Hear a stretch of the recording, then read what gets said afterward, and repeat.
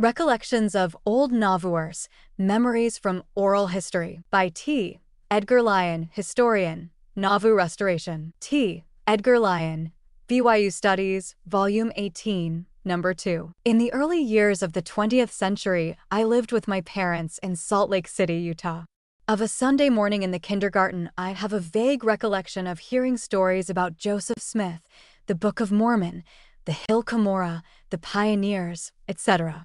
At that age, my recollection of places and people beyond my own immediate dwelling and neighborhood had little meaning and practically no interest to me.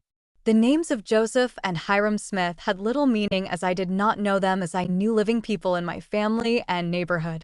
The prophet had little meaning to me except as a sort of vague concept of an old man with a long beard who had lived before my time, as I had seen in our illustrated Bible. Cumorah and New York were as meaningless to me as London, Brigham City, and Logan. I hadn't been there. Then one Sunday afternoon at 2 p.m., my father took me to a fast meeting in the old 20th Ward Chapel on 2nd Avenue and D Street in Salt Lake City. What I experienced there was my first meaningful acquaintance, even though vicariously, with Joseph Smith and the story of the restoration of the gospel and the Church of Jesus Christ on earth. This was the most exciting meeting I had ever attended. The people who bore their testimonies had known Joseph and Hiram Smith personally and related their recollections of them, their love of Joseph Smith as a decidedly human being, and their appreciation of the religious and spiritual understanding he had given them. I think I missed but few fast and testimony meetings after that introductory one. Gradually, I became aware that there were two distinct groups in the fast meeting. One numbered about 20 or 25 people who seemed very old to me, and the other group was made up of those of a younger age, such as my parents. In the older group were women in black dresses trimmed with white collars and cuffs. They wore small black bonnets tied under their chins with black silk ribbons. The men were dressed in black suits and ties, and practically all had full beards and gray or white hair. When the meeting was opened for testimony, these were the ones who rose and bore their testimonies, and were still at it when the bishop closed the meeting. Gradually, I became aware that they were known as the Old Nauvooers. Among the younger members of this group was my grandma Lyon, who was a girl of 5 at the time Joseph Smith was murdered. A few years later, when my understanding was a bit more mature, I expressed an opinion to my mother that what was said in fast meeting indicated that if one had not known Joseph Smith personally and lived in Nauvoo, one did not have a testimony. This was a youthful observation, as these people were the only ones I remembered who bore testimonies.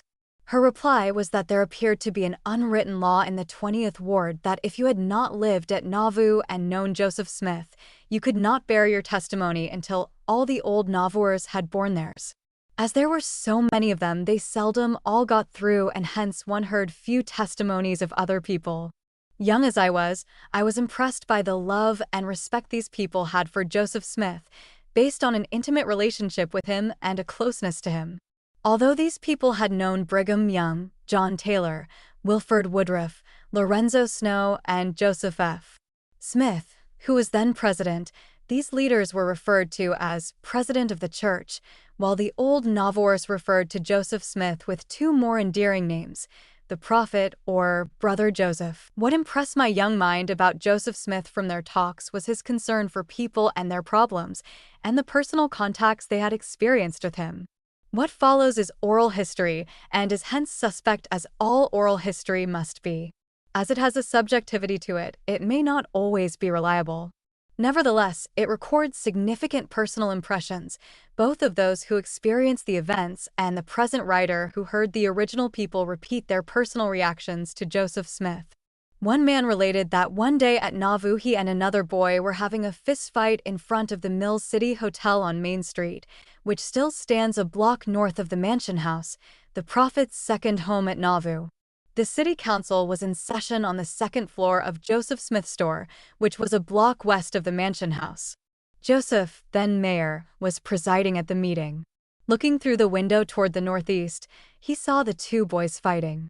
Turning the meeting over to one of the aldermen to conduct, he ran down the stairs, crossed the street, vaulted over a fence, and ran diagonally northeast toward, and arrived just as the two antagonists had pulled pickets from a fence and were about to continue their quarrel with the pickets. The speaker said Joseph grabbed them each by their shirt collars, ordered them to throw down their weapons, then releasing his grip on them asked, "Don't you know that no one in this town is allowed to fight except me?" Sheepishly they admitted they did not know it, and then, perhaps with a twinkle in his eye, the mayor of the town said, "Next time you feel like fighting, come to my home and ask for a fight and I'll fight you, and it will be legal." The narrator then continued, "That ended our fighting. We certainly didn't want to fight, Brother Joseph." Another related that one day a group of boys and girls were playing Anthony Over, usually corrupted into Anti-Over, in which two teams of children on opposite sides of a house, having one ball, throw it over the roof. The team on the other side waits for its arrival, and if anyone catches it, the entire team then tries to get to the other side of the house without being tagged by the opposite team. Having no soft rubber ball, they were using a wooden ball, but the owner of the house ordered them away, fearful that the hard ball would split the dry shingles. Joseph Smith passed by, saw the discouraged look on the children's faces, and said, "Let's walk over to Brother Hancock's carpenter shop." There Joseph picked scraps of wood from the waste box and asked Brother Hancock to make some tippies for the children on his foot-powered lathe. While Brother Hancock was doing that, Joseph secured more scraps and asked the children to whittle paddles to strike the tippies. Then he took them to Main Street, the widest street in town, and showed them how to strike the tippy with the edge of the paddle, and then as it flew upward, try to bat the airborne tippy with the paddle toward a distant goal.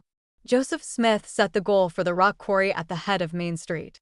The children then played with the tippies, trying to whack them toward the goal each time they came to rest on the ground. The narrator said it gave them good exercise, tested their muscular skills, and kept them busy for an hour or two, thereby keeping them out of mischief. Another elderly sister related that their home was about 2 miles east of Nauvoo, out in the country, near Joseph Smith's farm. One day her mother sent her to Nauvoo for a paper of pins and a paper of thread. It wasn't sold on spools at that time. The day was sunny and sultry, and as she trudged home in the heat, a carriage drove alongside her and stopped, and the driver offered her a ride home. He assisted her into the seat beside him and talked with her about what she did to help her mother and other members of the family. Arriving at her house, the driver hopped down from the carriage, assisted her to the ground, walked her to the house, and said to her mother, "You have an excellent daughter. Continue the excellent training you have given her, and she'll grow up to be a good wife and mother, and know how to give service to those who are unfortunate." This experience she had never forgotten and always remembered Brother Joseph as a kind, considerate man. A man with a long, white beard testified to a great lesson the prophet had taught him. As a teenager, he and another boy had gotten into some sort of devilment, unthinking of the seriousness of what they were doing. He failed to state exactly what they did, but they had destroyed some property. They might have done what was common sport in those days, setting fire to a rail fence, or tearing out a few panels of such a fence so that cattle, sheep, horses, and hogs could get out of the enclosure and wander for miles. Perhaps some of the cows bloated and died from eating too much of the wrong kind of forage. The owner of the farm where they had committed their destructive act was furious. He found out who they were, swore out a warrant for their arrest, and the sheriff took them to Carthage before the county judge. They were found guilty and sentenced to 6 months in the Hancock County Jail and fined $50. This may not seem a heavy fine to an affluent society, but when one considers that skilled craftsmen and mechanics at that time earned $1 a day, it was a heavy fine for youths in the 1840s. The father of the boys complained to Joseph Smith about the severity of the sentence, the need of the parents for the help of the young men with the harvest and fall planting, and the fear of boys spending 6 months in an unheated stone jail. Wouldn't the prophet intercede with the judge for a reduction of the sentence?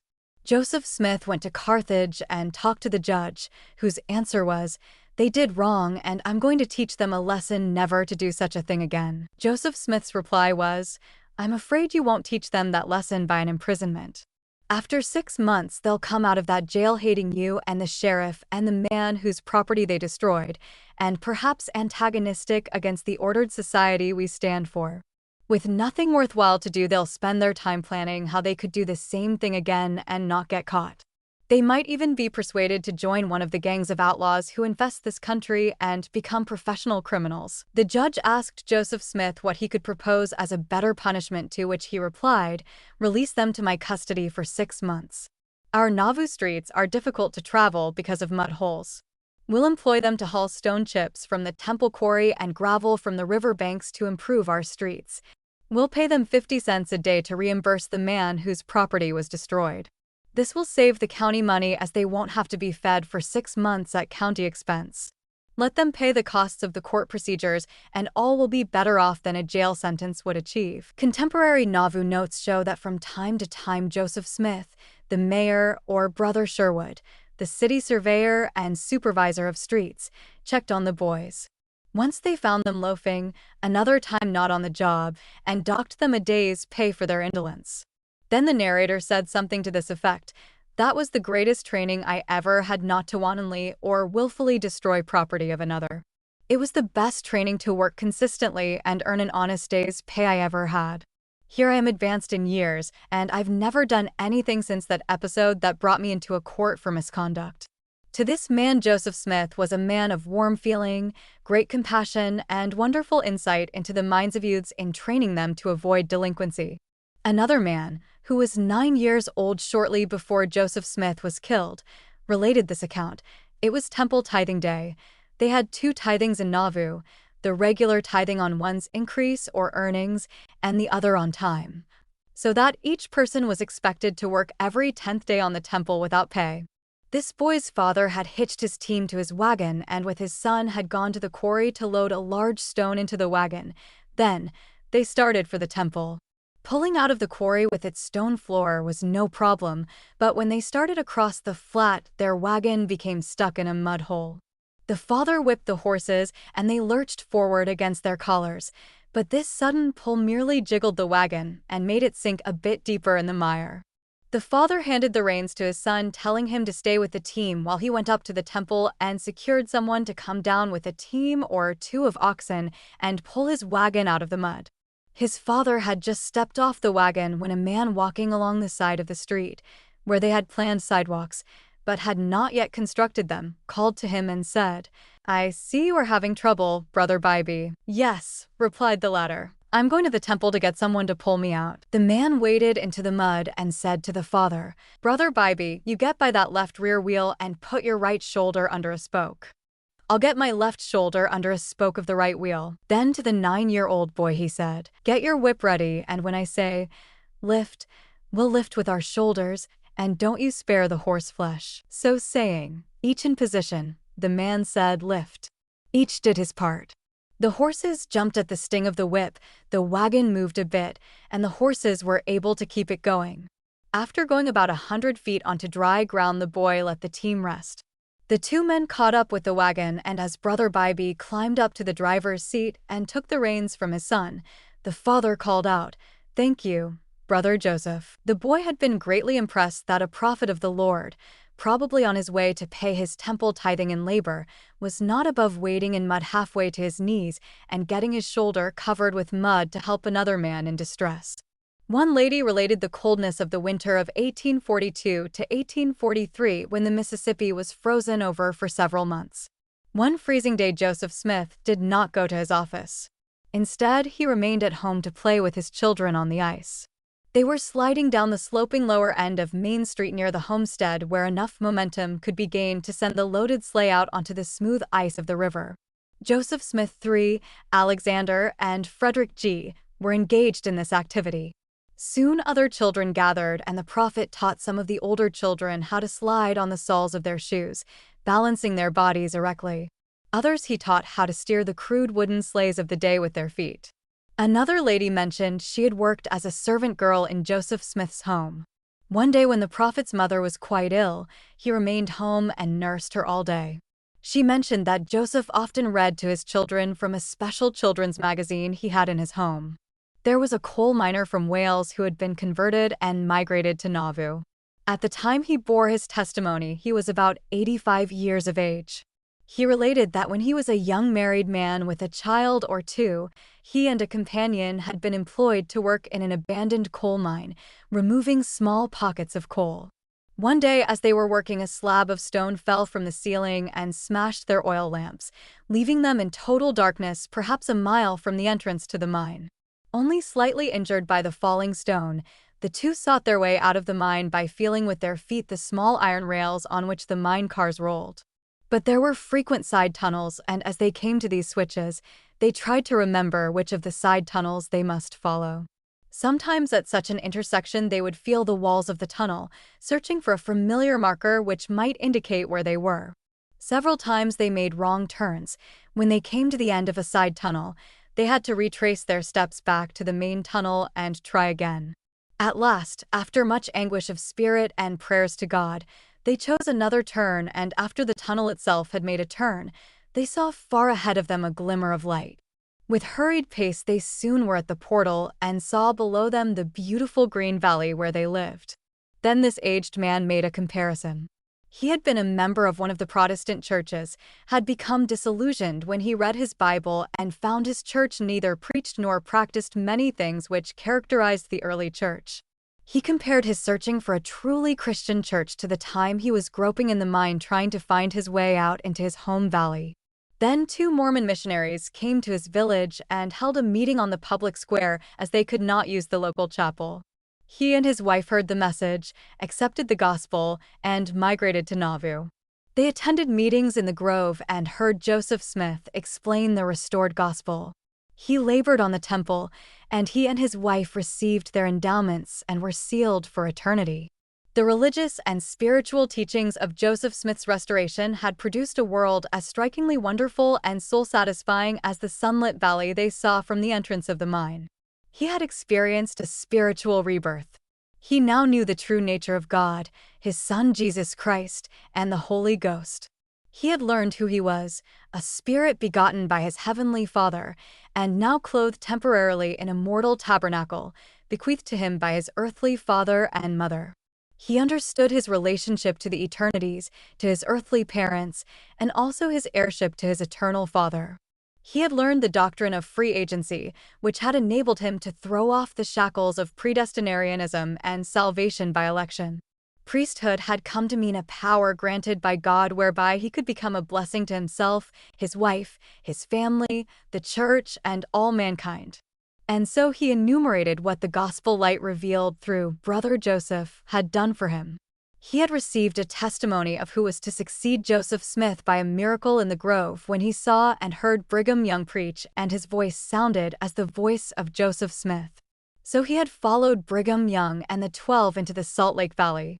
Here he had built a house of his own on land which he owned, something he never could have done in Wales, and had raised a good family of faithful Latter-day Saint children and had many grandchildren and great-grandchildren.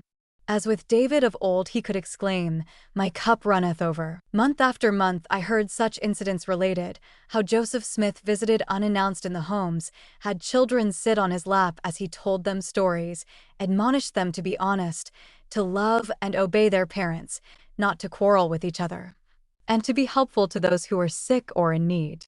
They related his eagerness to arm wrestle, pull sticks, or participate in other contemporary games of physical prowess. They recalled how the prophet dropped by their homes at mealtime, ate with the family, and kept a lively conversation going, or how some of them had been guests at his table with Emma Smith as hostess. Such were the components of my first meaningful introduction to Joseph Smith, a very human being, engaged in doing the kinds of things which would appeal to children, young people, and those of mature years and thinking. I'm certain these old Nauvooers bore testimonies to the divinity of Joseph Smith's work as a spiritual leader. Although I was not old enough at that time to understand the meaning of abstract faith and principles of the gospel, I did learn to love and admire him, as many of those testimony-bearing saints of my childhood years had done, as a very much alive and alert and lovable and human person.